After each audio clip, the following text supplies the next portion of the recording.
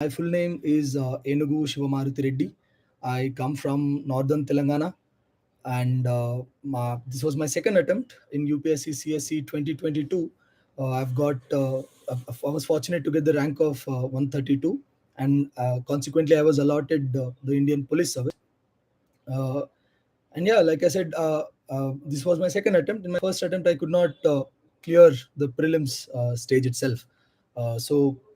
I utilized the time after my prelims, keeping my second attempt in mind, and I prepared thoda sa decently for my mains for the second attempt, and that helped me in the next year's mains. So that's why in my first opportunity where I got to give the mains, I was able to clear the exam in this attempt itself. Yeah. So if you guys have any doubts for me, and to further add to my introduction, I graduated with a degree in economics from St. Stephen's College, Delhi University. So yeah, that's it. You can ask me any doubts if you have, or if you want me to address the whole exam procedure from prelims, mains, and interview. Do let me know. So to start with, the first question: syllabus plus PYQ analysis for UPSC. So of course, the most important thing for UPSC exam is the syllabus. You start with the syllabus. So what you do is you first get the syllabus printed and you analyze what different papers are at what all stages, what all is required to prepare for. So that it only analysis of the syllabus will help you, because the thing with UPSC syllabus is, from a third man's perspective, it will look like everything under the sun is important, right? But what limits the entire procedure is the syllabus and the previous year questions analysis. So first, what you can do is get the syllabus and the previous year questions. There was a book by, if I'm not wrong, Disha Publications. There's a book by Disha Publications on both prelims and mains PYQs, or you can get mains PYQs compilation from anywhere in the market. So get them and follow the syllabus, like point wise. You can follow the syllabus and complete the syllabus one after the other, one subject after the other, and then you look at the PYQs, so you understand where the boundaries are. So you don't have to, because like a lot of toppers say, we're not doing a PhD in any subject. So like UPSC is basically jack of all trades, master of none, right? So you study only to the extent where it can be asked in the exam. So you don't need more than that. So for that, to limit that, PYQs will be extremely important. So both for prelims and mains. For mains, extremely important. I've analyzed the previous year questions very deeply. It helped me in my geography because it was one of my big points. But still, I was able to analyze what all PYQs are and to what extent I need to study. That's why I was able to get a decent score in GS1. My score was 119, which is, if I'm not wrong, one of the highest this year. So doing PYQ analysis is what helped me, because from the 150 marks of questions that come on geography in the final exam, I was able to guess from what all rough areas they might come from. So I made short notes accordingly. So in this way, previous year questions can be very helpful. Even in the case of prelims, previous year questions will tell you so there are certain tricks you can use in the exam, where they're not tricks per se, but some sort of intelligent guessing, or based on etymology, if you'd like to answer a few MCQs based on etymology, because hardly 40 questions out of the 100 questions that are asked in the prelims will you have proper idea about. So the other 60, you'll have like 20% or to 50% of the idea, and the rest you have to do some sort of an intelligent guessing. So for that intelligent guessing, if you analyze the previous year questions, how they're asked, and if you're able to come up with some sort of a logic as to how this question could have been answered in the previous year questions, that will help you to give you a lot of confidence for the next year, the actual attempt that you'll be giving. It will give you a lot of confidence, and since you've practiced the way of questions that are being asked in UPSC, then it won't hit you like a shock. So that happened to me this year. In this year's also, I cleared the prelims and I'm about to write the mains. That's why I'm not in Lavasana, as you can quite evidently tell. So this year's prelims I was able to clear because it was a major shocker, because the kind of questions that were asked, it was a shock for a lot of people, because the options that were asked, like one only, two only, three of them are right, four of them are right. These were new, but not relatively as new, because such questions were asked last year also. So I was able to look at like how these questions were asked and what how the answer could have been come up with. So that helped me clear in this prelims as well, with very minimal prep, because it was only 4 days after the results, 4 or 5 days after the results of 2022 were declared. So I didn't have much time, but this analysis of syllabus and PYQs, it helped me. So you can watch like how to analyze. Coming to how to analyze, you can watch the videos on YouTube. A lot of toppers have made videos explaining this very topic, and certain teachers have also made on various YouTube channels. You can check them out. So yeah. And uh, and yeah, about Hindi medium, I'm sorry, I come from Telangana, and I did my primary schooling in Telugu medium. So I could help if it's a Telugu medium student, but Hindi medium, I'm sorry, I can't help much. I followed English medium itself, for the mode of the examination. But in the interview stage, like you all are aware, the UPSC will give you enough opportunities, so as you can pursue the interview in your preferred language. They'll provide, if I'm not wrong, they'll provide for translators, so it won't be an issue for you in the interview stage. And talking about if the coaching is necessary, so well, my personal story, uh, it's a little so tricky, because in my second year of college, that was when I felt that, since I'm going to do UPSC anyway after college, I thought I'll join coaching classes in my second year of college itself. So I did pay for the classes, but I could not be regular at all. I went regularly for the first 10 days. So after that, I could not go regularly. So I did not take any coaching after that. No coaching at all. So last year's attempt, or like after college, whatever I've studied, it was all based on self study itself. So since you have the resources, this several videos on YouTube telling you what all sources to refer to one subject.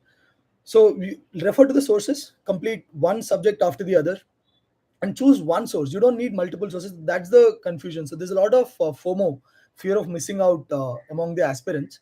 So what happens is, like, you end up referring to more than two or three sources, sometimes even four, for a subject like say ethics. I didn't have much clarity, so I ended up reading four or five sources. It was a huge waste of time.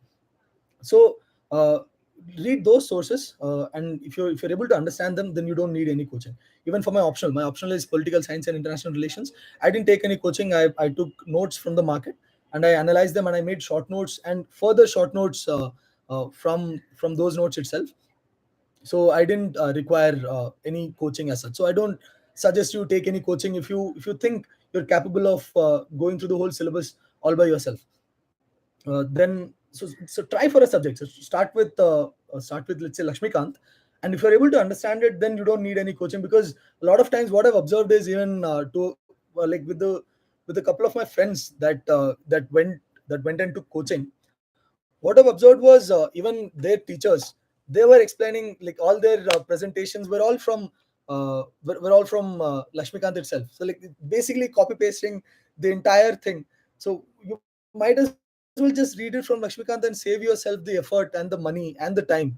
So yeah, self study, if it works for you, go ahead with it. If you do not understand the subject very well, then you might need coaching. So there's nothing wrong in it. If you can manage your time very well, because it takes close to like 4 or 5 hours a day if you're doing coaching. Like, let's say if you're doing both GS and optional coaching. So only if it's absolutely necessary, only if you feel the necessity of it, then take it. Because in my case, I did not feel the necessity. I read, even for PSIR, I just read the notes, and I felt like it was enough for me. I didn't need anything more than that. So that said, I did take test series. I took test series at Forum IAS for GS, the mentorship guidance program, or the mains guidance program. I took that. I've written a total of 21 mocks between prelims and mains, GS and optional mocks. And optional test series I took from Shubhranjan ma'am. So that's with the coaching thing. Hmm. So yeah, note making from NCRTs and standard books. So I did not make any notes from NCRTs, but NCRTs are basically the foundation for any subject that you're referring to. So start with the NCRTs so that you can understand the basics, and then you can jump to the standard books. So to give you an example, for polity, I read class 8th to 10th NCRTs first. That's it. You don't need 11th and 12th. I don't think they're important from my personal opinion. So 8th, ninth, and 10th, those NCRTs, if you read, it sets the foundation for you to go ahead and completely understand Lakshmikant. So that's enough. Like, so just do the NCRTs of a few years, and then do Lakshmikant. And for Lakshmikant, you don't need any notes, because the thing that we need to completely accept is that Lakshmikant, in its entirety, is important, except maybe the last few chapters, because it's already a dialed down version of a modern history. So there's already a lot of shorter versions of the notes. That's why they don't explain any event in detail. They just give you what's required from the exams perspective. So you can't make any notes from these books. And even from environment, so here's where I made notes from environment. Any book you read, so I personally read PMFIS book.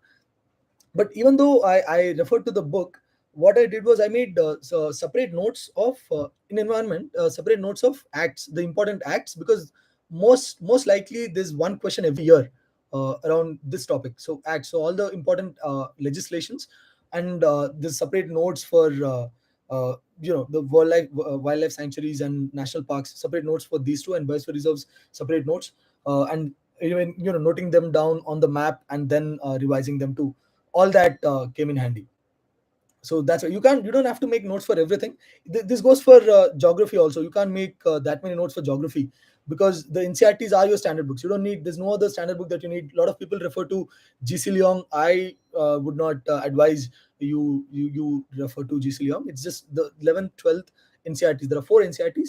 Those must be enough, and whatever the gaps that are required to be filled, that you can fill from PMFI's book, like all the conceptual clarity if you need. And the PMFIS website is also it merits mentioning here. It's very important. Like, so any, because the thing with geography NCRTs is you would not understand them properly, because I don't know from what perspective they were made. They look quite old, so you don't understand all the concepts quite well. So in that case, what you can do is just mention whatever the topic, like let's say ocean currents. You're not understanding the concept very well, just mention ocean currents, and then like put UPSC next to it, and put it in your dial bar on Google. So that'll be done. Like, then you'll get all the required information. And specifically the website I suggest is PMFIS, their website for geography. It's very helpful. You can refer to that. So you don't, and if you feel like you have the need to make the notes, and you can make the notes for it, and then you make the notes. Because why I'm saying that is because you cannot make notes for Lakshmikant, and there is no need to make notes for geography. So that's why I do not advise making a notes. But if there are any particular topics that you want to make notes for, any, like let's say like data or like ocean currents ke bare mein, if you want to just squeeze it into one fourth of a page and keep the notes handy for your mains, then you can do that.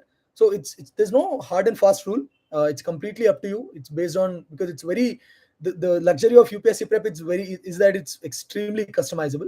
So whatever is the need for you, and follow that accordingly. That's it. And yeah, about prelim strategy. So like I said, I failed in my first prelim. So I'll take a little while to talk about why I failed in my first prelims. So even though I had a lot of time, we in 2021 the prelims was postponed by 4 months. We got extra time, but the problem was, I guess, along with health issues. I did have health issues, and I was hospitalized for like 2 or 3 weeks, like immediately before prelims. So that was bad. But other than that, I guess I did not have enough of a practice. So I was very lazy, or maybe I did not want to confront myself by giving a lot of prelims mocks. I just wanted to believe, I could do it without the proper foundation for that confidence. So by that I mean I did not give enough mocks, or even the mocks that I gave, I did not sit through them full time. Like I did not sit for 2 hours straight. So I did not have a proper strategy that I wanted to keep in mind to follow in the final prelims as well. So that had cost me. So I did not have a proper strategy. So I went into the exam hall. I was scared. Like I looked at the first, I guess the 10 questions were from ancient and medieval, and I don't perform very well when it comes to these subjects. So it didn't help at all. that these questions were the first 10 in my set. So I got scared, and that costed, I guess, a few marks. And then I went on, and so I did not realize that there are some subjects where you can absolutely score good marks in, let's say such as polity. And in my set, the polity questions were towards the end, like question number 80 to 100 were polity questions. So I was rushing through the entire paper searching for polity questions. I was going for one after the other, solving them, and I would not get the answers. I would get disappointed. So by the time I reached the polity part, all my confidence was shattered. There was nothing left there. So I was like, even when I started doing the polity questions, I was like, yeah, I'm anyway gonna not clear the exam, because like I performed so badly in the other subjects. So that sort of thing has happened. So to bridge that, why I'm telling you all this whole story is because to bridge that, in the next attempt, what I've done in 2022, what I've done was, the moment I get the paper, I immediately start the search for polity questions. So again, this time too, the questions were from 80 to 100. So I solved them first, and then I moved to economics, because I have a background in economics. So economics questions also I find easy. So then I did economics after that, and then I went to environment, and last I went to history. So it'll take a minute to look for these questions, look for the part where the questions are asked the most. But after that, I think if it gives you that initial confidence, if like the first 40 questions you have the luxury of choosing, if you strategically choose these first questions that you do in the first half an hour, I think it'll set you off for a very like sort of smooth and confident for the rest of the 2 hours. Yeah. And yes, CSAT is more day by day. Yeah, it's getting very tricky, CSAT. But then here, I can't help you much, because I had a science background in my 12th, and I was and I took IIT coaching. I couldn't get into any IITs, but still I did take IIT coaching, so that has given me a decent math skills in math and mental ability as well. So that has helped me in CSAT also. So I've never given a single CSAT mock, but I do not advise you do that, because a lot of dear friends of mine, despite several mock tests, like giving a lot of CSAT mock tests, still they could not clear this year, because as you know, this year CSAT was the trickiest. So that's why I'm guessing the GS cutoff will fall drastically. So CSAT is extremely important. If you have, especially if you have an arts background, completely focus on CSAT. After my first attempt for prelims, I gave around 80 mocks, and none of them were CSAT. But if for your, like in your situation, I would suggest give 30 to 40 mocks of CSAT. I mean, it sounds very difficult. Give 50 GS mocks, and at least give 30 CSAT mocks. It's very important that you do that. Only through mocks can you actually test yourself, especially if it's a subject like mathematics and mental ability. वो अपने आप से नहीं आने वाला है, all that skill. You'll have to practice. So for me, the practice that I've done like 5 6 years ago had come to my rescue, so I could do it. Huh. And timetable for UPSC 2024. So well, I think it's a little late for the timetable, because we're already well into September. But still, well, like if this is your first attempt, then I would say like give it some decent time to complete your syllabus by February.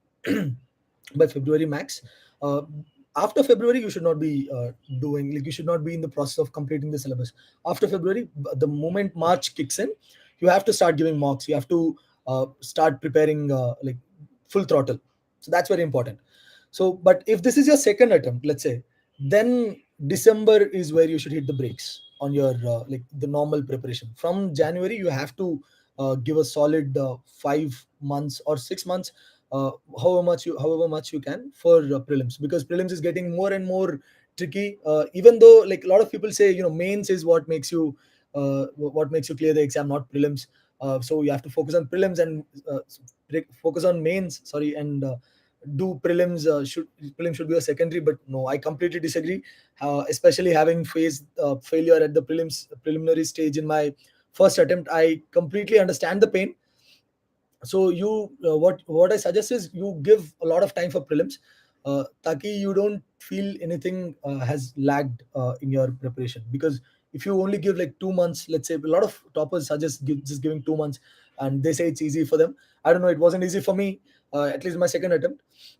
So I gave 5 6 months, and I'll tell you why it helps you to give that much of a time. Because when I after the exam was over, I came back and I checked in the keys.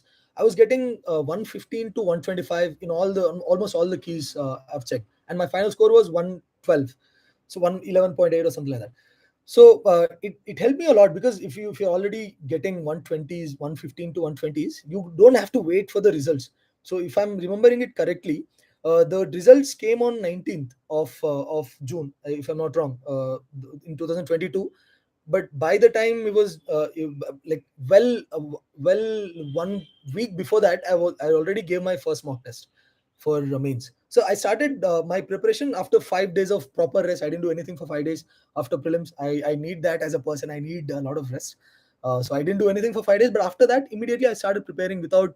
I had no qualms about clearing prelims. So it'll help you. Like, it'll save that 10 valuable days, because you get very limited time.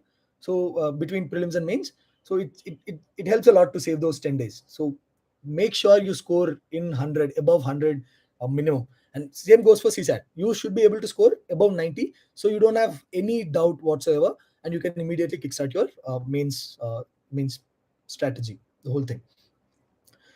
So yeah, and how to deal with reading comprehension. Yeah, so I am a slow reader myself. This lack of ability to read fast has costed me in my even in my ethics paper, where like it'll take me a little while to do the comprehensions. But the thing is, comprehensions are the low lying fruits, they're not very difficult. At least last year, they made the math part very difficult and the comprehension part very easy, to make up for the difficulty in math.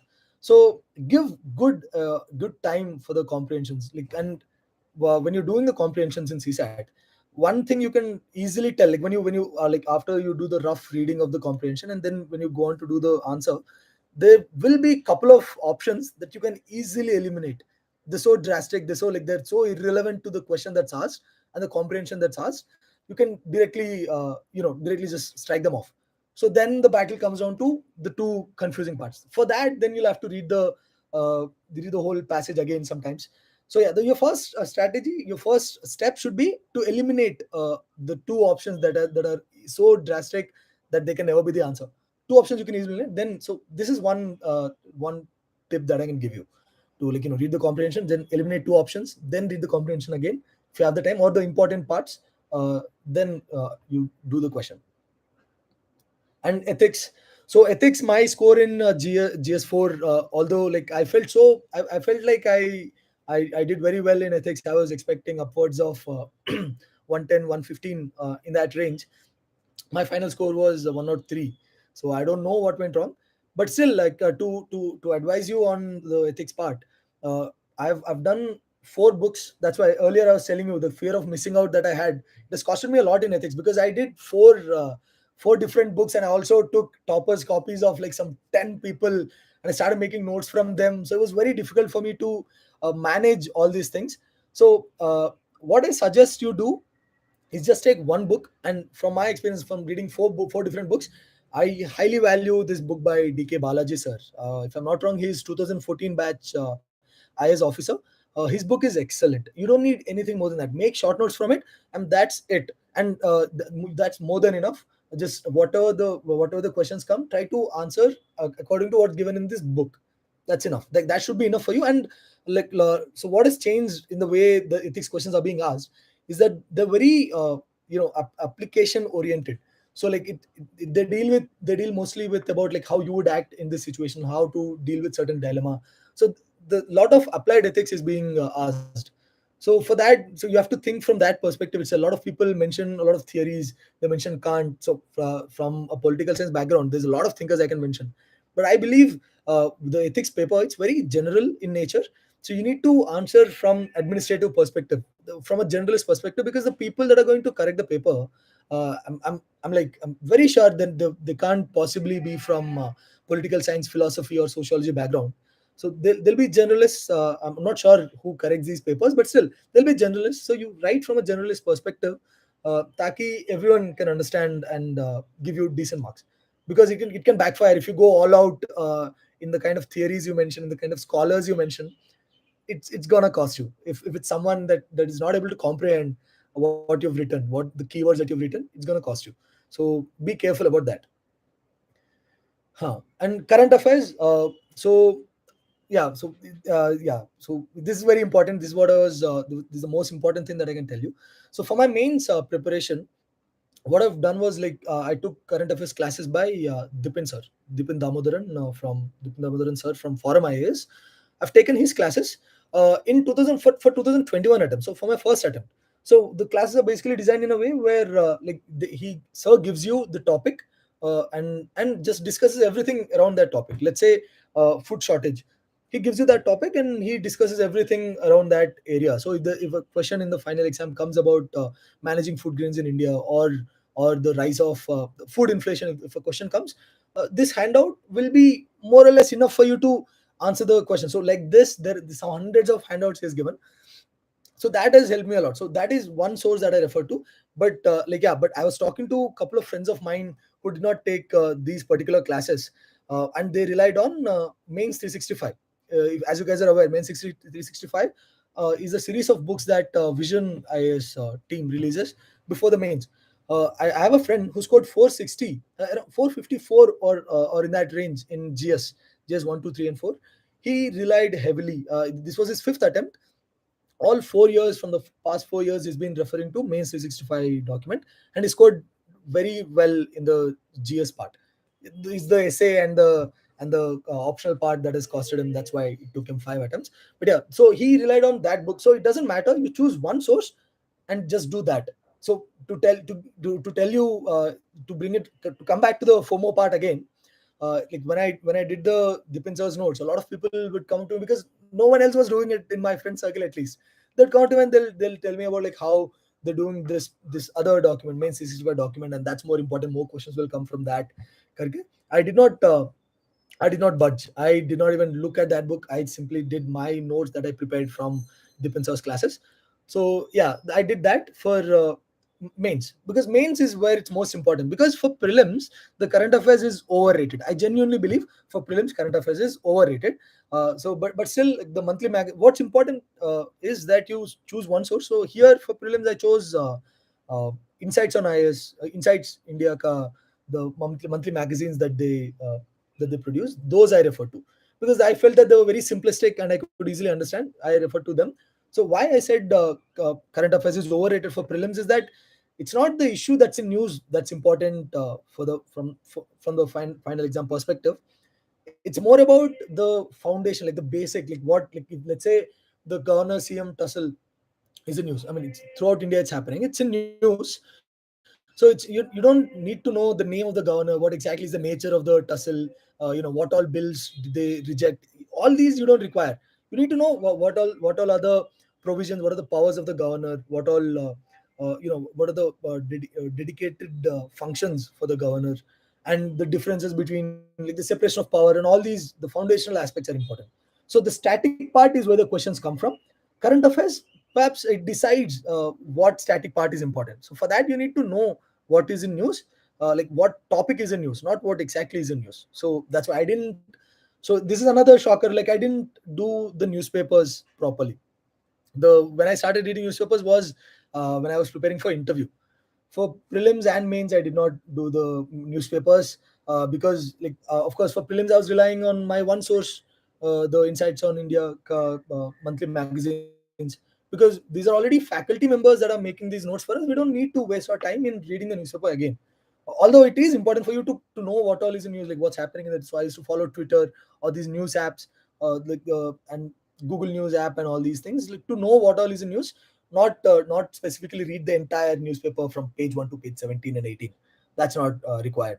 So and for mains also, a lot of people say read editorials. मैं editorials भी नहीं पढ़ता था because I did not feel the need to read them, because I felt like the classes I'm referring to, they cover everything in quite detail, or like even the main 65 document will cover things in detail for you if that's what you want to refer to. So I did not feel the need for it. So I did not read the newspapers. So that's how you deal with current affairs. It's an important topic. That's why I took a little longer to address that.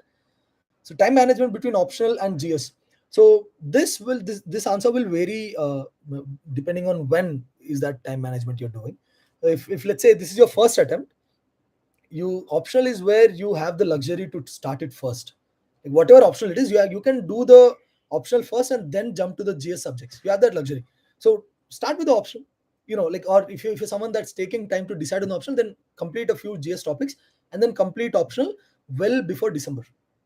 That's it. After December, if you're doing something, excuse me, uh, after December, if you're doing something in your first attempt, if you're reading anything, it should be about GS, because it will help you in the prelims also. So whatever you're doing with regards to option, that should be done and dusted before December, if this is your first attempt. If this isn't your first attempt, you can take like January and February also, with your second or third attempt, to do some optional alongside your prelims prep, the dedicated prelims prep that I advise you to do. Along with that, you can also do some optional, but not all that important too, because like why people stress on the importance of optional is a lot of people take it for granted, and most people do not even refer to it decently. That's why everyone says it's important, but that doesn't mean you give 50% of your time for optional and 50% for GS. That's not required. That much is not required. So whatever your weak areas are, you work on them in your optional between prelims and mains. Give like I gave around 7 mock tests. There were 8, 7 of them I could give from Shubharanjan ma'am and her crash course, the test series. I could give 7 tests, and I felt like that was enough. That was enough. And for GS, I gave around 11 tests of GS, and 3 essay tests I gave. So that's enough. So like if I'm to put it in percentage terms, give at least 30% of your time for optional, but not more than 40%. It's not required. Give 30% of your time. If you have made notes Pele itself, like I'm saying, because I made notes before my prelims itself. In during my first attempt itself, I made very good notes for optional. So they came in handy in my second attempt, and especially between prelims and mains. So I could give very little time for optional, which is like 25%, 30% of my time, and I could still score. My score was 271, which is not a great score, but it's not a bad score either. So I think it classifies as a good score as far as PSIR is concerned. So 30% of your time, let's say, between prelims and mains. That's how you manage. Yeah, source for PSIR optional, like I told you, I simply did Shubharanjan ma'am's class notes because I took ma'am's test series in 2021 also. Along with the test series, notes were also given. So then, like, if you can take notes from the market also, or if one of your friends is preparing. So not the printed notes, okay. The notes that I took were from 2019, because the printed notes I've observed is that the very vast. So it'll take you a lot of time to go through them. So 2019 ka notes pado, it's enough, because most of it is static, and whatever is the like the current affairs thing that you can cover from the crash course, or the sort of test series that you'll be giving, and the model answers from these areas, you can cover them. And for PSIR, like specifically about PSIR, for let's say 2B, it's vast, like entire India's relations with the rest of the world. It's vast, so it'll take you a lot of time, but that's something you should be doing throughout the year. As like the longer you keep following the current affairs, that'll give you enough idea. So but don't run behind, because the very bulky books are out there for this 2B part specifically. Even Shubharanjan ma'am's notes, they're very bulky for 2B. Don't waste too much time on them. Again, for optional also, you do a lot of PYQ analysis and syllabus analysis, so you can put the boundaries to your preparation for 2B, because it's vast. It'll take you a lot of time. Save yourself from that disaster. Do PYQ analysis and take an intelligent guess as to what all areas questions can come from, and prepare accordingly. And here I would like to mention few toppers like Utkarsh Dwivedi sir. His notes are excellent. His blog, Utkarsh Dwivedi sir, if I'm not wrong, rank 5 last year. His blog is out there. All the notes, all the important notes for PSI are there, and you can refer to them. So I use them as value addition material. And a friend of mine, and in fact a batchmate of mine from college, Naman Kumar Singla, he got, I think, 280s, somewhere in 280s in his optional last year. It was his first attempt, and he got rank 41. He's an IFS officer now. So his notes also, his notes, he made his notes by using toppers notes of Dhananjay Singh Yadav, 2018 PSR, one of the toppers of PSR option. He's also an IFS officer. So these their notes you can refer to, and they will be enough. So for 2B, I refer to Naman Kumar Singla, somewhere in the rank 40s last year. I refer to his notes. Yeah, and when you're in college, preparation strategy. Yeah, so when you're in college, I do not advise you do a lot of you waste a lot of time doing UPSC, because it's like, even I didn't do much of UPSC when I was in college, and I still regret not spending enough time with my friends, or like just doing a lot of activities in college. So I still, so you have these regrets, and imagine if you're preparing for UPSC and you spend an entire year or two in UPSC journey in college itself, and you miss out on all the beautiful exposure that you can get in your college. For me specifically, the college that I come from, it's I felt like it's a one in a million opportunity for me to spend my three years there. So it was a great opportunity. I didn't want to let go of it. So I did everything but UPSC. I was active in a lot of areas in the college, in a lot of domains, but not UPSC. So UPSC I started only after college. That's what I advise you do too. But then it's up to you. It's your choice to make. If you want, if it's that important to you, if UPSC you want to do it during college itself, do it. Then I advise you do it in third year of college. First 2 years you chill, you get that exposure, because nahi milne wala hai. Iske baad it's very difficult for you to get that exposure, even in, because once you clear the exam, you're going to enter the officer league. So it's not going to be as chill as the college life. The opportunities for you to learn are not going to be there, and the tender age where you can learn a lot, that's not going to be there. So college is important to you from that perspective. So spend time with the important people in college. Do a lot of activities, build skills, communication skills, because they will be most useful for you. You could get the greatest rank in UPSC and have a pathetic career if you don't have the soft skills that precisely college can give you, if I dare say so. Yeah. Um so plan B necessary for UPSC preparation. So in my case, it's like I didn't spend much time thinking about plan B for UPSC in my during my first attempt. But then once I failed my first prelims, then the reality hit me. I was like, okay, I have to figure something out. I could go, because I know a few people who continue to sort of be in this cycle for like 5 6 years, and a lot of them are unsuccessful. I hope they clear it in this attempt, but still.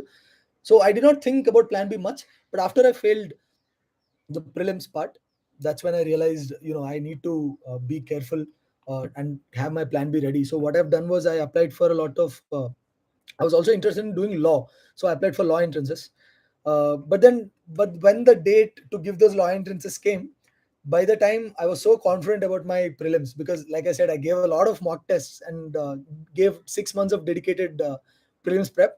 So I had a lot of confidence that I felt like plan B could be a distraction.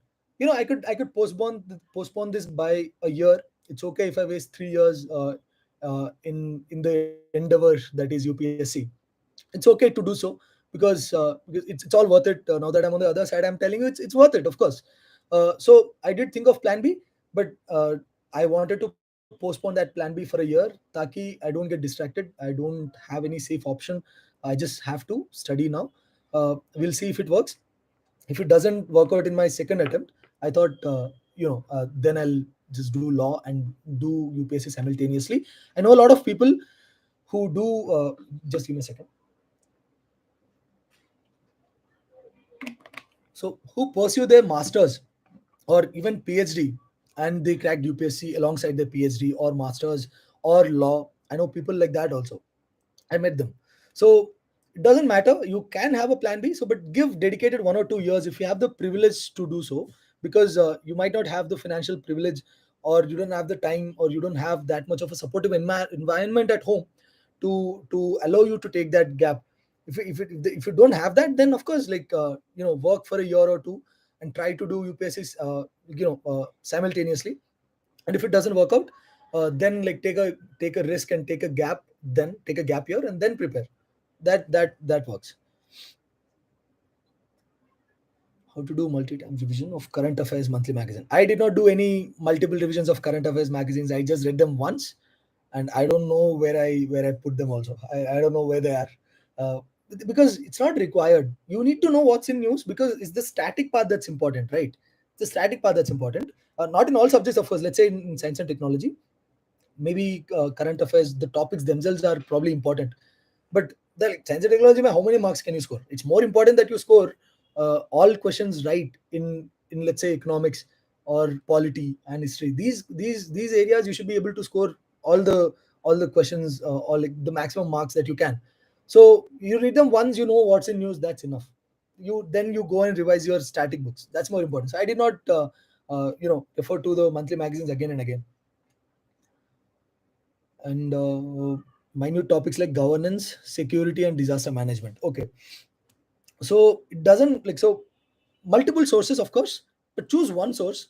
What I did was I tried to do these topics that you just mentioned, governance and disaster management and security. I tried to do these topics from vision लोगों का वो क्या है book, value addition material, I think. But they were so bulky, I could not get through them. I was like, I put them aside. But then, fortunately, in the current affairs classes that I took, these areas were also covered: security and governance specifically, because governance is basically current affairs. Current affairs for mains. So, current affairs, like I said, it's very important for mains. So, current affairs and these, it's basically static in nature, but but it's current affairs in its orientation. So, what all is in news? Like I was talking about food shortage. Then PDS system will be in the exam this year. I'm guessing it will be in the exam. So to make notes for that, it was very easy for me to do so, because I had the classes of Dipin sir. That helped me a lot. So those handouts and the notes that I made from the pages of the handouts, that helped a lot. So that I suggest you do any of the sources. And like even if you look at mains 365, even if this is your first attempt, and if you've done some basic reading of security and governance, just go and take mains 365 magazine. And because there you'll find the shorter versions of like the bulkier books that they release earlier in the year. So there at least you'll find a little shorter. So jitna important hai utna hi you'll find there, so you can finish those topics there. So yeah.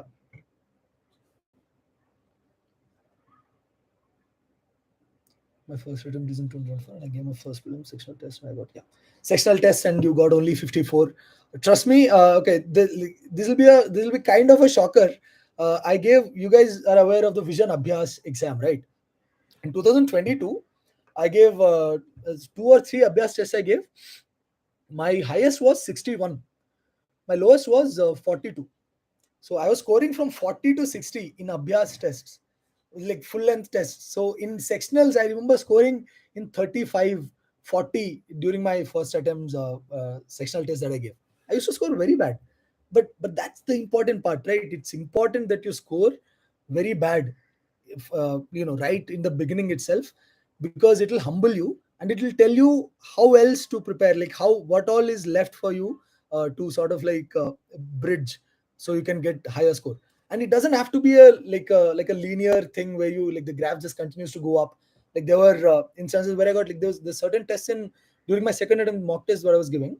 Even in the full length tests, I gave simulator 10 simulator tests of forum IAS for prelims, and in one test I got 130, 135. In the next test I got 80. And this happens in the final exam also. Like a friend of mine, he scored 135 in 2020, and 2021 he got 93 or 94.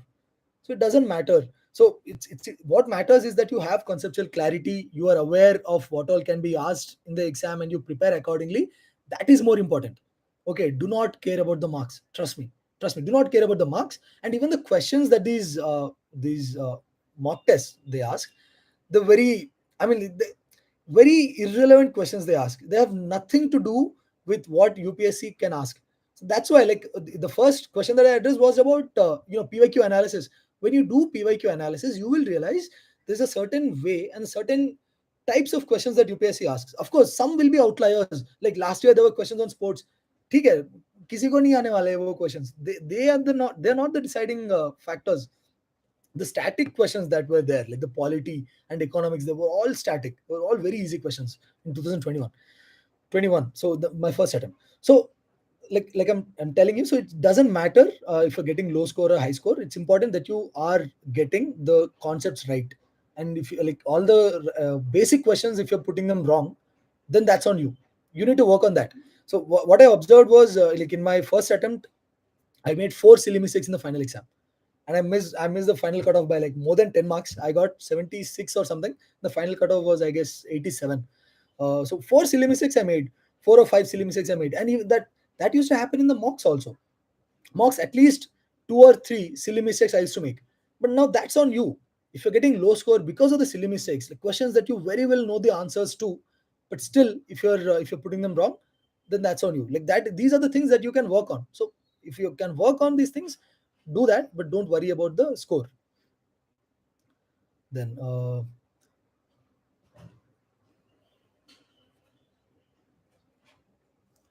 for an IT profession, oh yeah, there's lots of examples of IT professionals cracking the exam. If I'm not wrong, there's one topper that goes by the name Ganesh, and he had a bigger name, but he was working in the IT field last year. He got rank six. Then he chose foreign service. So yeah, he could not clear it in his first attempt, but the second attempt he got rank six. So it is extremely possible for IT individuals also to crack the exam. So but if you're doing it the right way, but simultaneously if you're doing job and the preparation, then it can get a little tricky, because you might not be able to give that much time, that much dedicated time for UPSC. That will be an issue. But of course you always have this option of let's say working for 2 years and saving up, because I have a couple of friends that are doing that. Like I have a friend of mine who's worked for 2 years, and now she's saved up enough money so she can sustain a year of dedicated UPSC prep. So if you want to do that, that's something you can do. Or simultaneously, if you want to finish off the syllabus, then give 3 hours a day, 2 hours a day for UPSC. So it's going to take you longer than what it takes someone like me, who had the privilege of dropping off everything and just doing UPSC. It's going to take you longer than that. It's going to take you 1.5 year to just finish the syllabus itself, but it's okay, because once you finish the syllabus, then it will take you only lesser and lesser time as you revise them, as you get ready for the exam. It will only take you lesser and lesser time. So it's cool. Like you can manage it with the IT profession also. Trust me, a lot of computer science engineers are in the civil services now. They've cracked in the recent years, and they're important, they're required in civil services also, in IAS or IPS, in the age of cyber security issues, let's say in IPS, and in the age of digital governance. We're moving into a different reality, so it's important that IT professionals get into this. And yeah, it's easy also for them. I mean, not necessarily easy simply because they're IT professionals, but it's easy because you can save up the money, and like you can sustain yourself. So you don't have to be financially relying on your let's say parents or who your guardian is. Consolidating notes and how to revise when one is done with optional and have to start with revision for pre. So yeah, like I said, so be done with your optional by December itself. And consolidating notes will, so you don't need to consolidate your notes that much for prelims. It's not required. The prelims is more about like how you the more you read and the kind of, even if you revise the static books you will be revising, that is more important. And you do a lot of PYQ analysis and give mock tests, that's important. You need not consolidate the notes as such for prelims. But for mains, you need to consolidate notes. So that I've done only after I cleared prelims. Once prelims is over, you'll have enough time. So while you study, then only you can consolidate notes and make fresh notes, like shorter notes of the pre-existing notes that are already there. So your first goal should be, since this is your first attempt, first goal should be to finish off the optional by December, and finish off your entire syllabus by February, and start giving as many prelims mocks as you can. Consolidation part, you can deal with it after you clear prelims. In college first year, so how I start my preparation means 6 NCRTs से start करूँ या 11 से. Well, yeah, it's a choice. If you want to prepare from college, then start from class 6 if you have the time, because you're only in first year of college. If you feel like you have the time, start from sixth class, because especially if you're someone with science background. If you have an arts background, then you need not start from class 6. But you have a science background, then definitely start from class 6, because you need those basics. Like I was coming from a science background, even though I had economics as an optional in my economics as my graduation subject, I still needed the basics for, let's say, polity and history. So I started from class 6. Even history class 6th and class 7th NCRTs are very important. So start from class 6. Yeah, 1 year of preparation is enough. Yeah, I would say it's absolutely enough. So there's a reason why UPSC cycle is for 1 year precisely, because it should be enough for you if you plan in the right manner, and if you have the requisite confidence in yourself to do it in a year. you can do it in a year. But yeah, but what happens most often is that you won't be able to crack it in the first attempt. But the good thing is, the silver lining is that when you do the first attempt very well, your second attempt gets easier, and your subsequent attempts get even easier. This happened to me. First attempt, I made good notes of optional.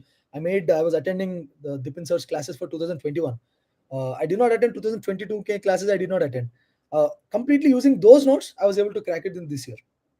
So it will help you first year. If you're doing it very well, then the subsequent attempts will be very easy for you. So just completely focus on your preparation and finish off the syllabus in 1 year, and you will be good to go in the subsequent attempts. If God forbid you cannot completely do it in the first attempt, then in the subsequent attempts somewhere you can easily do it.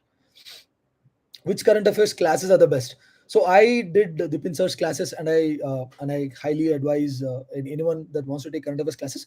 But these are not like the magazine current affairs or the newspaper current affairs, like आज क्या news में है, let's discuss that करके. It's not the classes are not gonna be like that. Okay, so be careful. It's gonna be mains oriented classes. Although sir will take some classes as prelims nears, but they won't be as good, to be honest. They won't be as good as the mains classes, so it's mostly from mains perspective. So if you want to take those classes, then you can take Deepan sir's classes. I suggest. I'm not able to write answer, and I'm facing problem in essay also. What should I do, please? So trust me, I did answer writing in my first attempt also, but I wrote some of the worst answers a UPSC aspirant can imagine. Irrelevant data, irrelevant quotes, I would mention. So it's okay. It's important that you write these bad answers. So because it's only onwards and upwards from here, right? You're not gonna write as bad answers in your next test, or let's say in your fourth or fifth test. So it's important that you keep writing these answers, and then it's also important that you look at how toppers are approaching these answers. This is another very key area of my preparation. I used to analyze toppers copies a lot. So for optional, Utkarsh Dwivedi's copies and Naman Kumar Singla's copies, and for GS, last year's copies of Aishwarya Verma sir, like he was an rank 4 if I'm not wrong. He's an IS. His copies I refer to, and of course Shruti Sharma ma'am's copies.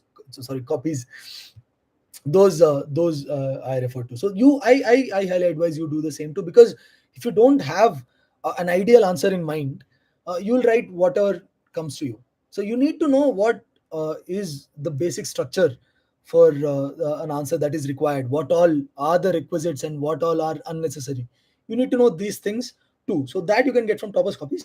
And same goes for essay also. I advise you go through. This is topper this year, Vivekananda. He's also a fellow IPS. He scored I think in 140s this year. I advise you go through his copies. They're very good. And Yeah, when Vikram Grewal sir, he's a senior of mine from college, 2018 batch IFS officer. He got 160 if I'm not wrong in essay. His copies you can refer to. So go through their copies and think of how they're coming up with these ideas, and how they're organizing them, putting them one after the other. So you take care of that. So you look at them and have that ideal answer in mind, and try to replicate it to the best you can. Of course there is also a natural way of writing the answer, where like whatever what your way of the answering the question, like what feels right for you, you write it, of course. But you need to have an ideal answer in mind. Some topper, I would advise you have some toppers copies in mind and try to replicate it. And so that but to sort of decide on one topper, like whose copy you need to replicate, you'll need to go through like 10, 15 toppers, and like decide whose copies you need the most. So even my copies, like even I completely learned from the few toppers that I just mentioned. So I devised a strategy for myself, and I went into the exam thinking, if I'm able to replicate what I could in the mocks, what I wrote in the mocks, I should be good to go. And it worked out for me. GS 1, 2, and 3, I got very decent scores. So you can refer to my notes also. I'll actually I don't have a YouTube. Sorry, I don't have a Telegram channel per se, but I have an Instagram handle. I'll put my copies because I'm preparing for mains this year as well. I didn't have much time to scan these copies and upload them and put the link. But yeah, like once this mains is over, I'll scan all my copies, all my notes, and I'll upload them on Google Drive, and I'll share the links on my Instagram handle. हाँ, कितने आज study करते थे? So yeah, again a lot of people say कि वो like they used to study for 10 hours, 12 hours. That's something that they could do. I tried to study for 10 hours, 12 hours. So when I would aim for 10 hours, I used to reach till 7 hours. When I would aim for 12, I used to reach till 8. So it was never more than 8 for me. Of course, there were some days where I could, like, I forcefully made myself study for like 10 hours, 11 hours, but those were like very few in number. I can count them on my fingers. Throughout prep, mein, there were very few days where I studied for like a max 10 hours. So 8 hours is more than enough. Okay, more than like it's at least ideal. 7 hours if you're able to come to, good. But if you're someone who's going to coaching classes, then you will need to put more hours, because you cannot count these coaching classes k hours in your study time. You have to come out and like at least give 6 hours for your self study, because that's most important. Efficient use, I believe, happens only when you're efficient use of the time happens only when you're doing self study. For that, I advise you do self study after you come from the coaching classes. And max to max is 10, minimum is 6, should be enough. And every single Sunday I used to take a break. I'm being very honest. Every single Sunday I used to take a break, even between my prelims to mains. If I'm going to give a mock, I used to give just one mock on a Sunday and chill for the rest of the day. Just go around, have dust chai, pura like, 10, go around, like go to India Gate and just walk, go on a long walk in that Kartavya path. It's beautiful. So I used to do that. So it's important that you rest also. So yeah, 6 days a week, 8 hours, enough. Hmm. Can we skip ancient history for 2024 prelims? So yeah, in all honesty, I always skipped it like for prelims, because I wanted to focus on the other copies, the other topics. So, but still, I would advise you do basic ancient history at least. At least do basic ancient history from class sixth, because at least one question you'll get from class sixth NCRT every year. If I'm not wrong, you can expect one question. So, and class sixth NCRT and class 11th NCRT. These are enough. You don't need to do for ancient and medieval both. You don't need any other books than these 4 or 5 NCRTs. जरूरत ही नहीं है. Just do these for ancient and medieval. At least you'll be able to get 1 or 2 questions, and that's a huge deal. A lot of people, as you're very well aware, miss it by a small margin. So at least make sure you're putting at least 3 or 4 questions right from both ancient and medieval. And if even if like other 2 or 4 you put wrong, your net positive score you'll get. So yeah, do some basic. Do not completely skip. So even I didn't completely skip. I did sixth NCRT and seventh NCRT. This is ancient and medieval. And then, if I'm not wrong, class 11th KNCRTs. So our past one, our past two, those books I read. And sorry, couldn't clear prelims last year. Hmm. Yeah, so of course, if, like especially if you are a working individual, you won't need that much time. So of course, like I said, 1 year, if you're dedicatedly, you've prepared, you have all the required notes, you have the concepts in your mind, then you can easily manage in the subsequent items. So you can of course work and prepare simultaneously. You will be fine. You won't require that much time, so you will be good to go. So I advise that you work, and but try to manage sometime, squeeze some time. And weekends pay, you give like 8 hours a day. In the weekends, of course, Sunday ko you take some rest, otherwise you'll be very exhausted from the work. So Sunday go take a break, but Saturday you try to, if you have a 5-day week, Saturday you give all the whole day for the UPSC prep, and give of course 2 or 3 hours every day if you can, for everyday preparation also. Hmm.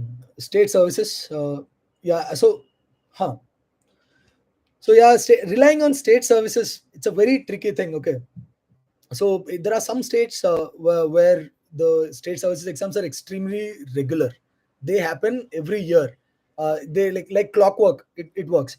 But then again, there are some states where the exams never happened in the history of the state. So that happens. So you cannot rely on them specifically. So because that's the luxury that other state aspirants have. Like let's say Bihar ka PSC aspirants and even Madhya Pradesh PSC aspirants and UP PSC aspirants, they have the luxury to give dedicated preparation for that. But in our states, in the states that which state you're from, it doesn't work that way. So give UPSC ke liye you prepare, and whatever little you can do for your state PSC also, do that, but don't make it your first priority. Hmm. International relations, how I prepared. So international relations, I had PSIR optional, and I had a lot of interest in reading international relations in general. In fact, it was one of my preferences also last year. So international relations, I suggest you go through. If you're not a PSIR student, then you just need these monthly magazines, and whatever the information they provide is enough for you. Because don't run after international relations that much too, because monthly magazines should be enough from mains perspective, though absolutely they will be enough, and you can actually guess what questions are important for mains in international relations part at least. So, and the other for the prelims perspective, monthly magazines enough. More than this you don't need. If you're an optional student, then you'll have to do Subranjan ma'am's notes, and toppers notes, if you like it, like I told you, Naman Kumar Singla, his notes of 2B, they're very helpful. So I did those. And yeah, and classes, if you're attending, then you don't even need ask this question. Hmm. Upload GS and optional notes. Yeah, I will. I promise I will upload my GS and optional notes. I did not have the time to do so, but yeah, I will upload them, and I will put them on my Instagram handle, because I was preparing for this attempt also, so I didn't have much time. Now I'll scan them all and I'll upload them. Prelims ki strategy, like I discussed earlier in the video, but yeah, but number of tests, of course. I mean, it sounds very simplistic, but if you're giving at least like 80 mock tests, then there's no denying that you have you stand a very good chance of clearing the prelims. And of course, along with that, but these 80 mocks, just because you're giving them, it cannot entirely guarantee. The other part is you analyzing previous year questions, and like properly analyzing previous year questions and the syllabus of prelims and syllabus, it doesn't matter. But yeah, properly analyzing previous year questions, and how UPSC is asking these questions, and like how you can sort of get around, even if you absolutely have no idea about the topic that's asked, or the question that's asked, from the etymology, from the name, or from like using some sort of an intelligent guessing, or you're aware of a different topic and you see some sort of a similarity between these two, you attempt them. So these skills you need to develop by analyzing previous year questions. And how many questions you attempt in prelims, GS, and CSAT? Okay. In GS paper last year, I attempted 91 questions, because like I said, only hardly 30 or 35 questions you will know for sure. Ki whether you're putting them like right or wrong, you'll only know that much. The rest you have to do intelligent guessing. And the thing with intelligent guessing is that you need some sort of, like, you need a lot of guts to sort of put 60 questions, because the rest of the 60 questions may you put, hardly 30 of them will be right. So you need to go in knowing very well that those 60 that I'm going to attempt, outside of the 30 that I'm absolutely sure ki sahi honge.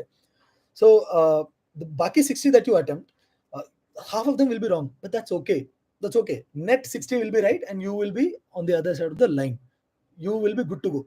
So yeah, take that risk, and like risk matlab, of course, intelligent guessing karna, matlab thukke mat marna kabhi bhi. So intelligent guessing when you do. And like, this year I was able to attempt somewhere like 95, 96, because I've been preparing for 3 years, so I know a lot of things. Though something or the other, I have some idea about the question asked, so I could not just let it be. So I developed this hunch for answering UPSC questions, because a lot of UPSC PYQ analysis I've done. Guys, trust me, if there's any cheat code for UPSC, it's PYQs, both for prelims and mains. So, and CSAT, I attempted 50 questions, 48 to 50 questions I've attempted, and I was getting somewhere around 85 to 90. So last year I scored, in 2022, I scored 95 marks, and 2021 I scored 110 marks. So, hmm, hmm. So economics for prelims. Yeah, economics for prelims. So there are various books to choose from. So I chose the book by Vivek Singh sir, and he has a Telegram channel also. If you guys are not aware, I highly advise you join that channel. It's very helpful. join the channel, and he'll basically discuss whatever is in news for that day, because economics is something something you're supposed to do for the whole year, because like it's vast if you try to do it at one go. That's why even if you're doing newspapers every day, when the economics part comes, you will not understand anything, because that's how the subject is. You need to know it very well in advance so that you'll understand the newspaper. So it'll take some time for you. So Vivek Singh sir's book I highly advise, because it's very simplistic explanation was there. It's very helpful. So I would advise that book. And also I need to be cognizant of the fact that I had an economics background. Although I'm not a prodigy in economics, I had some idea. It wasn't that difficult for me to read sir's book. Yeah. How you remember whole 1 year's current affairs? You don't need to remember the current affairs. You need to, for prelims. You don't need to remember anything. You need to recognize, because the answer is right in front of you. The four options are right there. You just need to find which one of them is the right answer, and you'll be able to recollect. It's not that difficult. So that's why you don't need that many sort of revisions for current affairs also, because you have to trust your subconscious mind. It has everything stored in there. Like, you'll have some tip, something will come along your way, and you'll take the right answer. It happens. It happened for me. Yeah, and economic Mrunal notes are sufficient. Okay, so I did not refer to Mrunal sir's notes, but like a lot of people do that, and if that's working for you, completely go for it. So like I was telling you guys earlier, fear of missing out is very bad. Okay, that's why a lot of people who used to refer to Mrunal sir's notes, and I already decided on doing Vivek Singh sir's classes. So I felt like it's too much for me. Two different books I cannot refer to, especially with something as bulky as economics. So I completely refer to Vivek Singh sir's notes. But if you're referring to Mrunal sir's notes, they must be enough. That's how they are designed anyway. So that they must be enough. Just do one. Just do one. Hmm. CSAT. Hmm. So only English and passage. It's very risky. The problem is, like, you need to practice maths too. Mental ability, at least that's the low hanging fruit. Mental ability, at least you should be able to do for CSAT, because if a lot of people completely rely on just the passages, thinking passages in English and they should be able to do it. But what happens, like, it's not every year is going to be like this year. Like last year and this year, like, comprehensions were relatively easier compared to the years before that, because that is again to compensate for the difficult maths part.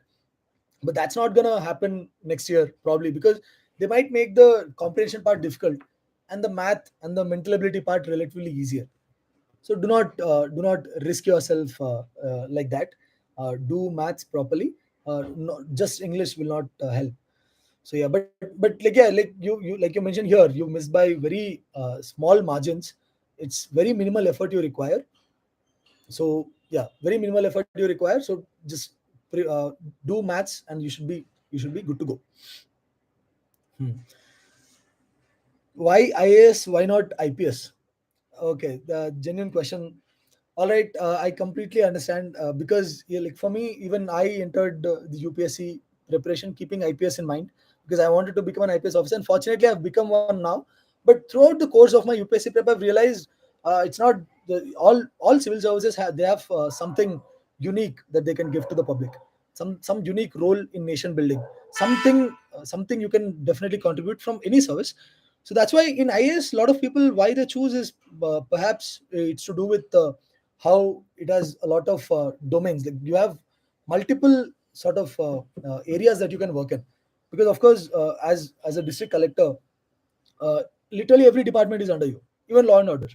So in most cases, so you get to work in, let's say, from healthcare to education to employment. A lot of areas you can work in. So that's because especially when you do a lot of preparation for UPSC like you do now, you know uh, that what happens is, you'll want to work in all these fields as well. You read so much about education, you'll want to contribute to nation's education system. When you read so much about healthcare and the lack of how we have this lack of proper primary healthcare, and the lack of the weak sort of public healthcare system that we have, of course it has a lot of lacuna, and you'll want to contribute to that. So as an IPS, you might not contribute in these areas. But of course, IPS comes with its own charm, its own opportunities. It's not a question of which one's more glorious or anything. It's a question of where you want to work in. So that's why, like, I was quite indifferent between IS and IPS towards the end of my prep. So that's why I put that's why even foreign service, I gained a lot of interest in foreign service also throughout my preparation because of my optional. It's mostly to do with my optional. So it was also my preference. So it doesn't matter because civil services, by definition, it's something where you join the system and you do something for the people, right? So it doesn't matter which service you get. So that's why we put IAS, IFS, and IPS, and then we leave it to God. God will take care, or like the chance will take care, or the destiny. If these things you believe in, destiny will take care of what service you get. That's it. So it doesn't matter. So if you have IPS in mind, a lot of people put IPS first. There's a lot of people like that. Even last year, there's a ranker with wrong rank 46. If I'm not wrong. If not last year, I think the year before that. Yeah, a lot of people even choose Indian Audit and Account Service over IRS and IPS. A lot of people even this year, if you look at the rank list, IPS service allocation list, IPS ended at 258. That means a lot of people are choosing Indian Audit and Account Service, Indian Revenue Service Customs, Indian Revenue Service IT before IPS. So why then? What is their answer? It depends. So it varies from person to person. Yeah, I feel very happy that I got IPS. I'm very excited to join the service. I can't wait for my stint at NPA to begin. It's going to be in November, so I'm excited for that. So IPS is it's amazing. IS is equally amazing, if not more. It depends on the person you ask. But yeah, whatever you want, try for that. It's chill. Start my answer writing practice for 2024. So since this is your first attempt, do some answer writing now. You don't need to pursue it on a mission mode. Okay, you don't need to pursue answer writing on a mission mode just yet, because do some basic answer writing, and after prelims you pursue it on a mission mode. It's okay. Even like in my copies, I'll upload in a few days. Uh, First mock was very bad. It took me 4 hours to complete the whole paper. It was very bad, and I wrote bad answers. I didn't get a great score.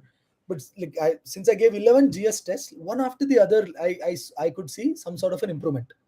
So it'll take a little while to get there, but you can get there from prelims or mains ke beech mein, you can get there. So don't do too much answer writing practice now, because it's important that you clear prelims.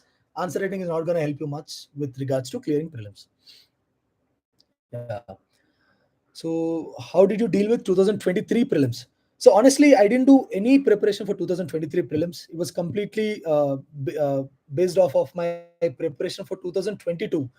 So, I told you I gave 6 months dedicated prelims prep. So, all those things were still in my mind. I did not feel the need to do anything in the final for the final prelims in 2023. So after the results, the exam was like hardly 5 days away, and वो celebrations और interviews में इसी में 3-4 दिन बीत गए थे. I only had 1 or 2 days, so I didn't prepare. I chose to chill with my friends instead. So I went into the exam hall, and I the one look at it, I realized, okay, this is a shocker for most people. So if I'm able to maintain my calm and answer the questions even based on my common sense and trusting on the preparation that I've done in the past 2 years, it should be enough. That's what I thought, and I went to the exam hall thinking that. Unfortunately, I could clear. I'm getting somewhere around 90s.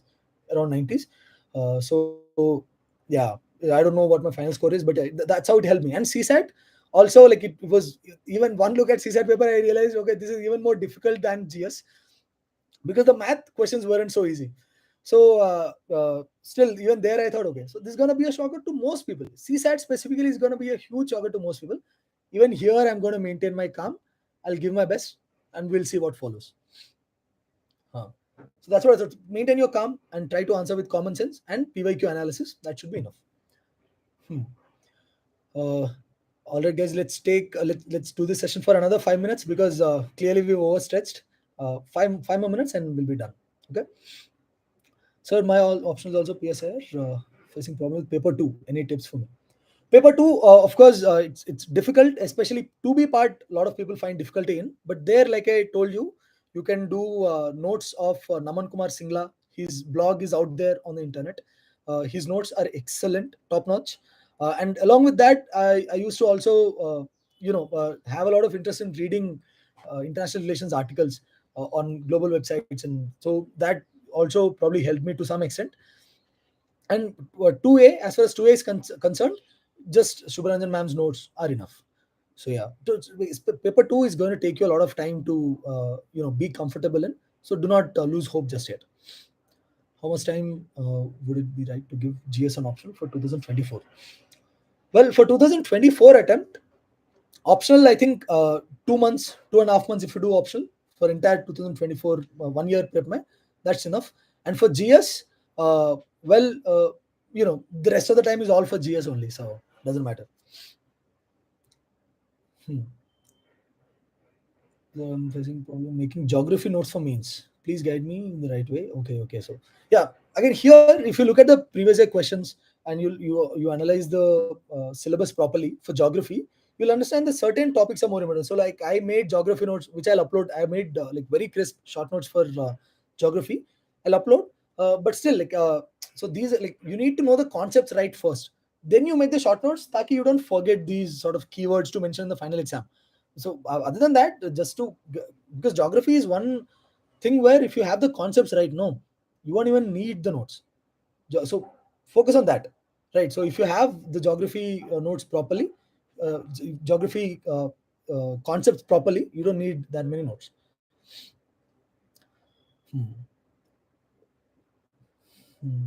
And yeah, best time at NPA training, and this is tough, but it's the best ever experience in life. Thanks for yeah.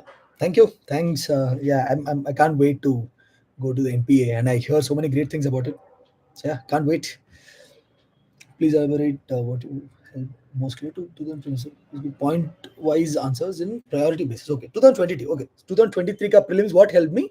Point was format. I'll tell you what helped me the most. Of course, keeping my calm first. Second, using my common sense, because a lot of times, if you let the pressure get to you, you will put even the answers that you have absolutely clear idea about. Even you put those things wrong. Don't do that. So that is most important for anyone. That is most important. And secondly, my 6 months dedicated prep that I gave in 2022, so that also helped this year as well.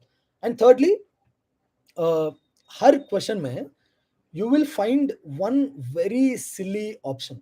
You know that's never the answer. Same goes for CSAT also.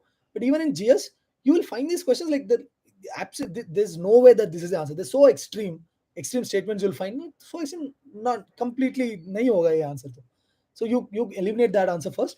And what I used to do is, even if I'm able to eliminate one option, which is most questions where you'll be able to eliminate at least one option if you've prepared decently. Even if I eliminate one option, I'm not leaving that question. I'm taking the risk. So it's one of the three. So I have 33% chance of getting it right. Uh, so I was like, I'll risk it. I'll attempt. That I used to think. And most questions, like more questions than more often than not, you can actually eliminate even two options. Two silly options you'll find. So yeah, like for example, like there were questions about well, there were questions about these types of questions were like they're like 40 number this year. Like one of them is right, two of them is right, three of them is right, four of them is right. I used to like four of them, all four of them to be right. It can't possibly be the case. And of course, if you look at the options, one of them you can definitely eliminate. So these basic things will help you put the right answer. And generic statements are usually right. By that I mean, like if last year there was a question on which of these following is commonly known to have what tea plantations, and they gave four different states. So and they're all either in the tropical region or in the Himalayan region. So I thought, you can't be sure कि इन चारों में किसी state में नहीं होगा tree plantation करके. So like होगा, definitely होगा. So I was like, all four of them में होगा. So usually all four is very difficult to have that answer. But like when it this generic, you can put all four. So this kind of insights you'll get if you deeply analyze previous year questions and watch a few videos on YouTube. There are tons of videos on YouTube explaining how UPSC asks these questions, and like what kind of tricks you can use, what kind of inputs you can gain from these previous year questions that you can get. So you watch those YouTube videos and keep these things in mind. Just stay peaceful and use common sense. Doing medieval history, don't ignore doing medieval history. Like I told you, do the NCRTs. Nothing more than that. Not worth it. More than that, it's not worth it. You do that. If you want to make some short notes, make it. Not worth it more than that. People advise me to do Tamil Nadu state boards book. I didn't do it. It's very difficult. I tried reading 20, 30 pages. So much content is there. Like, I'm not going to remember that. It's okay. I'm going to take the risk. I'd rather utilize this time to prepare polity and economics. अच्छे से. I don't want to waste that much time, is what I thought. What do you think helped you the most to clear to them? Okay, all right. So international relations. So a static book I didn't follow, but I told you the notes and Subranjan ma'am's notes I followed, and after that Naman Kumar Singla's notes. PSR book list. Okay, PSR book list. I did not have any specific book list, just Subranjan ma'am's notes, and on top of that, toppers copies analysis, and for IR, Naman Kumar Singla's notes, like I mentioned. So if you specific doubt about the FC. So if I'm missing FC now, and later if I choose to continue in IPS, I won't have the opportunity to attend FC in Labasna. But we will have something called SFC, where special FC. I hear that while we're in the service, or while when the NPA thing is over, then we will be sent 2 months to a different location, not Mussoorie. We'll be sent to a different location like Bhopal or Ahmedabad or even in Hyderabad. We'll have a special FC, so that I can attend. So all the skills that FCMA, whatever they teach, will be taught there also. CSAT, I told you I can't help you much with regards to CSAT because I didn't prepare for it. I had a science background, so it was easy for me. Environment, PMFIS environment book will be enough, and you make notes from that book. Like, so national parks ke bare mein, animals ke bare mein, if you want to make dedicated notes, you can do that. And legislations, definitely make a note. And all the bodies, important bodies, National Board for Wildlife, and all these different bodies, make notes, and which act gives powers to which body, also make notes of that. That's very important. If you did previous year questions, you'll understand. Yeah, so what I did in the 6 months of dedicated prelims preparation. So I joined these the what is the name, I forgot, special focus group, SFG of Forum IAS. So first 2.5 months, what I used to do was, basically it started some in mid Jan May. Every day we used to have half length test. It's like 50 marks ka, subah 7 baje. So I would wake up at 6. So it gave a lot of discipline also. My life brought a lot of discipline. So 6 o'clock I would wake up. At 7 o'clock the test would be 7 to 8. I would attempt the test. So that's how I could. And they would give the syllabus for each test every single day. They would give the syllabus for. So that helped me a lot for the first 2.5 months. I completely forgot about everything else, and I just did those tests. SFG, special focus group. It will start sometime in December or January. So level 1, there are two levels, level 1 and level 2. Level 2 will start in March, like with slightly more difficult question, but I did not do the level 2. This level 1 I've done. After level 1, that's when I've taken a lot of test series from the market. Whatever anybody is putting, any open test, I would go and write. Register, just go and write. All these things I've done. So yeah, and of course, it was, so all the timetable was determined by SFG program itself for the first 2.5 months. Later, since I was specifically doing only full length tests, I had my own schedule where I would give 4 days for different topics each. The four most important topics, like polity, history, environment, polity, history, and environment. Like, mostly these three are important. Like economics is, for me, it didn't take much efforts, but like, yeah, economics is also equal. For these four, you give at least 1 week each, and then you go and attempt the full length test. These things I used to do. I used to plan it in that way. Yeah, why many aspirants attempt the mains at Delhi center only? I don't know. I think in Delhi you can go to these coaching institutes and write the exams here, and you can actually get the feel of, because you'll find a few more people. Like, it's because people that are giving mains are more in number in Delhi than other city. But that doesn't mean you have to come here, and because a lot of the this year from the Telugu states, a lot of people have cracked it, like around 60 people. Hardly two or three of them are from Delhi. All of them came from Hyderabad itself. So it doesn't matter. But I guess, like, why people come here? Like, I thought came here because I graduated from Delhi itself. I consider myself more as someone from Delhi than Hyderabad. So I came here, but that doesn't mean you need to chill. You stay at whatever city you are in and attempt the exam from there. Hmm. Current affairs I already discussed, and where are you at present? Are you in Delhi? Yeah, I'm in Delhi. I'm because my main center again is in Delhi itself. So yeah.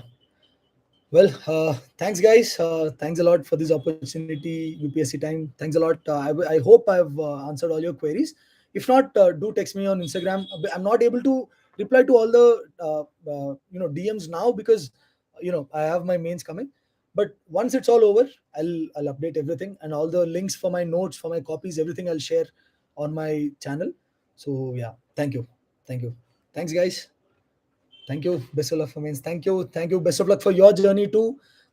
Just stay strong, right? And please prioritize your mental health. No one talks about it. Please prioritize your mental health. That's the most important. If you don't have that sorted, no matter how many hours you studied, even if you study 20 hours a day, nothing will go to your mind. So, yeah. All right. Take care. All the best. Thank you.